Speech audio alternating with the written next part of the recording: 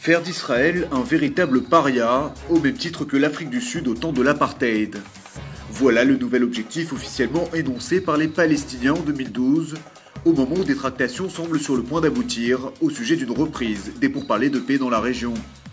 Selon les termes employés par le négociateur palestinien Saeb Erekat, Israël pourrait prochainement faire face à un véritable siège international. Une offensive diplomatique menée par le Fatah, qui pourrait avoir lieu une fois de plus au Conseil de sécurité de l'ONU. C'est là que les Palestiniens entendent réitérer leur demande de reconnaissance d'un État indépendant, mais aussi d'obtenir le vote d'une résolution condamnant les constructions en Cisjordanie et à Jérusalem-Est. Autre instance visée, la Cour de justice internationale.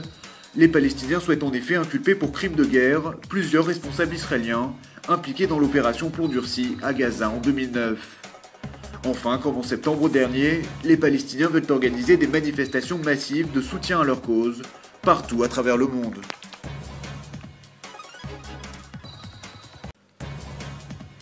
La tension est encore montée d'un cran dans le détroit d'Ormuz. L'Iran a testé lundi 2 missiles de croisière de courte et de moyenne portée. Un test qui intervient au dernier jour de manœuvres navales dans une zone jugée stratégique pour le trafic maritime pétrolier. Selon l'agence officielle IRNA, le projectile lancé serait un missile de croisière sol-mer. Le Gader, son nom, d'une portée de 200 km, serait de conception locale et développé par des experts iraniens. D'après l'amiral Mahmoud Mousavi, le missile serait parvenu à atteindre sa cible et à la détruire. Cette démonstration de force n'est bien entendu pas appréciée de tout le monde. La France a estimé que les tests de missiles étaient un très mauvais signal adressé à la communauté internationale.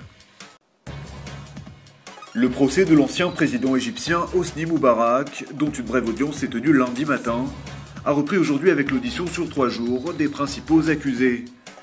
Comme lors des autres audiences, Hosni Moubarak est arrivé au tribunal à bord d'une ambulance. À l'extérieur, des groupes de partisans et d'adversaires de l'ancien Reich égyptien s'échangeaient des slogans. Le procès d'Hosni Moubarak a débuté le 3 août dernier, mais il avait dû être interrompu de longues semaines du fait de l'état de santé du principal accusé. L'ancien président égyptien est jugé pour son implication présumée dans la répression du soulèvement début 2011 et dont le bilan s'élève officiellement à quelques 850 morts. La Cour cherche notamment à établir s'il a donné l'ordre de tirer sur la foule durant les événements, auquel cas Hosni Moubarak est passible de la peine de mort.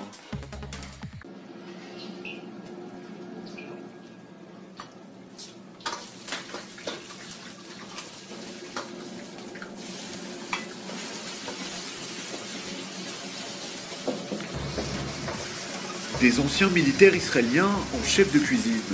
C'est la drôle de reconversion qu'entend proposer à ses soldats le gouvernement israélien. Un moyen, apprend-on de sources officielles, de lutter contre l'immigration clandestine en provenance d'Afrique. Le programme, estimé à hauteur de 4,5 millions de shekels par an, sera financé en partie par le ministère de la Défense.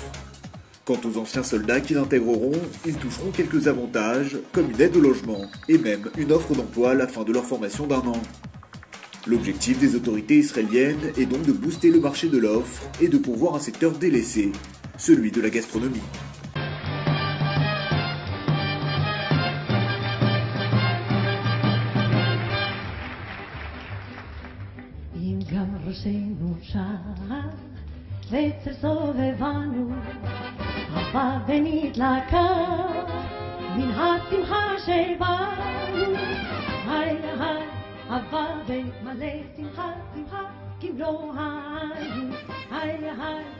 On l'avait surnommée la chanteuse de la guerre.